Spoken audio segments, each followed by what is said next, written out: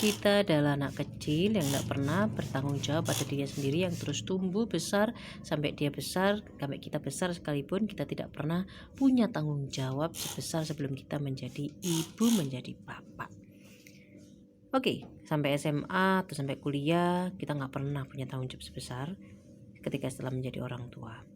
Kita hanya ngurus diri kita sendiri. Meskipun kita sudah pernah bekerja, meskipun kita pernah hidup sendiri, tapi kita nggak pernah punya tanggung jawab yang nggak bisa dilepaskan ke orang lain. Itu nempel banget ke kita.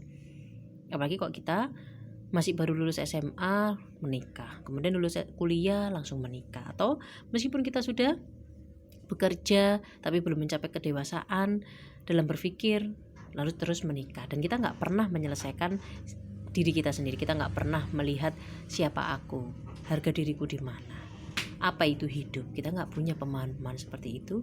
Lalu tiba-tiba kita menikah begitu saja karena terbawa arus kehidupan. Kita belum menyelesaikan masalah kita dengan orang tua kita, kita belum menyelesaikan masalah kita dengan diri kita sendiri, kita belum menyelesaikan masalah kita dengan kehidupan, jadilah kita orang tua. Tiba-tiba punya anak yang nggak bisa dikasih siapa-siapa. Tiba-tiba kita harus ngasih nafkah ke anak kita. Tiba-tiba orang tua kita ngecul begitu aja lepas, kamu kan udah nikah ya, itu tanggung jawabmu. Orang tua yang dulu ngasih arahan begini begitu, orang tua yang dulunya menjadi penanggung jawab kita, tiba-tiba kita yang harus bertanggung jawab penuh. Tiba-tiba kita nggak boleh minta tolong orang lain untuk bertanggung jawab, karena kesadaran diri kita tentang tanggung jawab membuat kita merasa tidak sepatutnya kita minta tolong orang tua. Akhirnya kita bingung dengan fase awal, di awal kita menikah ataupun punya anak. Itu satu hal yang wajar. Di awal-awal menikah begitu banyak kisah, ada yang ekonominya belum mapan sebagian besar, kemudian ada yang ekonominya udah mapan. Rasanya memberi makan tuh kok kayak sulit ya, padahal anaknya baru satu, masih kecil, apalagi tidak punya rumah, bingung kesana kemari. Rasanya tidak bisa minta tolong orang tua, dan rasanya orang tua juga kok nggak nolong-nolong. Kok orang tua nggak ngasih petunjuk apa yang dilakukan. Apalagi kok ternyata setelah kita menikah, kita di rumah saja, yang perempuan hanya mengurus anaknya, kita tambah bingung. Setiap hari kita judek, setiap kali kita merasa hampa karena setiap hari hanya dengan anak kita. Rasanya bangun tidur sudah sama anak kita, rasanya sudah ngurus rumah, kok setiap hari gitu. Terus suami datang ngurus suami gitu terus. Suaminya juga sama, bangun tidur bantu istri sebentar, atau bahkan tidak peduli sama istrinya, mana makanku, saya itu keluar cari duit, terus jalan-jalan ke sana, terus waktunya pulang ya pulang. Kok rasanya hidup kayak gini ya, kok rasanya kok nggak bebas ya kayak dulu. Jadi masa-masa sulit itu karena kita masih berproses.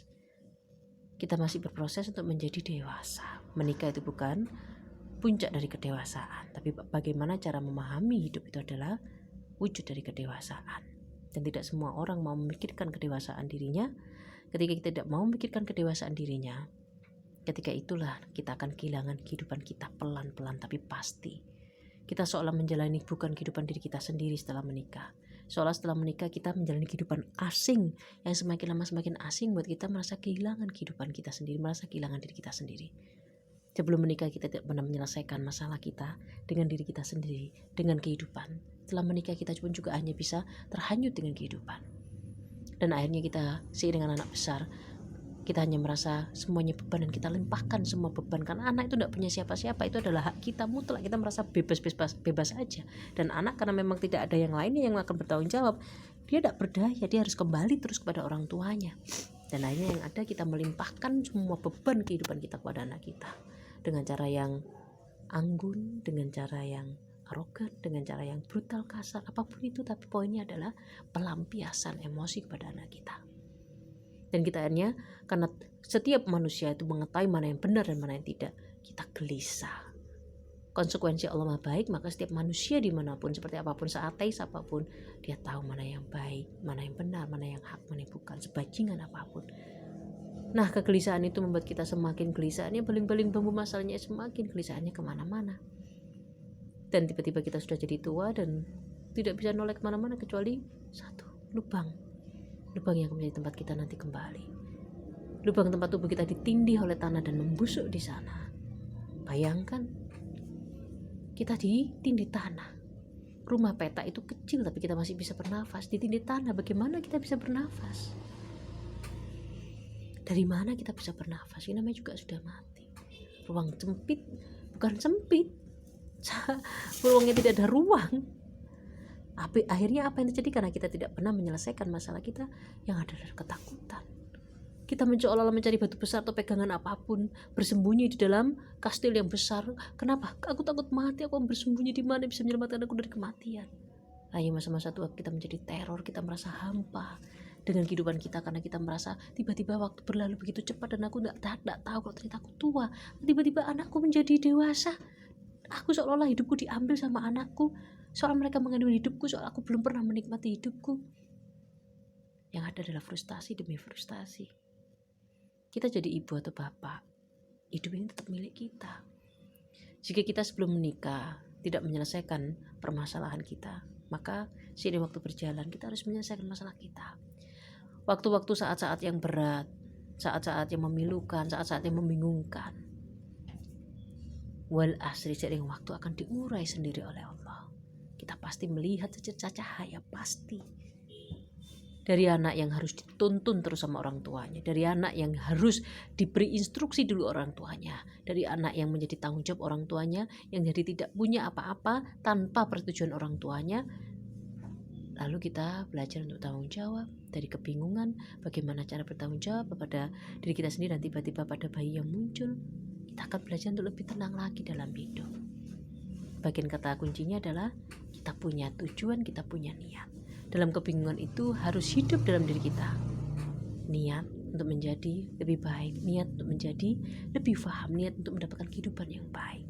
Jika tidak ada niat, ya umur itu tidak lebih daripada umur. Dewasa itu tidak ditentukan oleh umur, banyak umur 50. Coba kita lihat sekitar kita. Wajahnya tidak menenangkan, mandang sorot mata tidak menenangkan. Yang kita tangkap banyak orang yang sudah tua, hanya ada kegelisahan, rasa takut, frustasi hidup, amarah, dendam dengan kehidupan, dengan banyak manusia. Karena mereka tidak pernah membebaskan diri mereka sendiri dari belenggu kehidupan, yaitu tidak memahami hidup, tidak memahami diri kita sendiri, tidak menerima diri kita sendiri. Dengan kita selalu peduli dengan diri kita sendiri, dengan kita selalu membebaskan diri kita sendiri, itu adalah sebuah kebaikan, kedermawanan yang sangat luar biasa. Kenyamanan hidup berupa batin, kepedulian kita pada keadaan jiwa kita, itu adalah wujud kita menyayangi diri kita sendiri.